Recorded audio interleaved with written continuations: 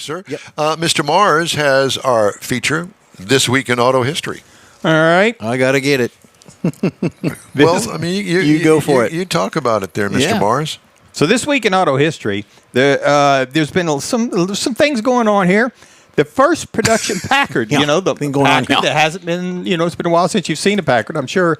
But a Model B I Packard. actually have never been inside of a Packard. Really? No. You? Yes.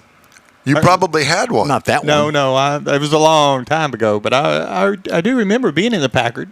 Really? It was considered a very luxurious I was car. in Lori Brown's Hudson Hornet. I bet you were. And I was embarrassed to death because it was the ugliest car I'd ever seen in my entire life. It looked like a big bug, a big beetle. Yeah. No, this Packard was pretty nice. But the first production Packard, a Model B, was shipped out this week in 1900 to a company official. George L. West actually got the first one.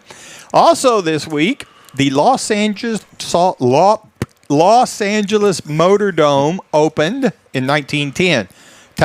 Track was constructed entirely of wood, 2x4s, and had a big steep bank on it. There's actually another picture there, Yep, Jeff. coming up. Yep. It's a 1 mile track, which surprised me that it was so big. Wow. But they were actually get up to where they would do 100 miles an hour on this wooden track. What year was this? This was in 1910 when it opened. Well, that's when the year they discovered centrifugal force. That and wood. Yeah. So it got expensive to keep up the wooden track, Duh. Great Depression, and so it kind of ended all that and it went away.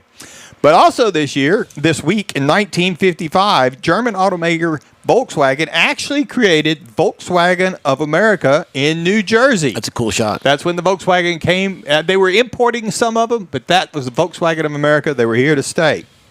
Then, in April of 1967, General Motors reaches the milestone of actually having 100 million cars produced in the United States. Wow. That particular car, the 100 millionth, was a 1967 Chevy Caprice.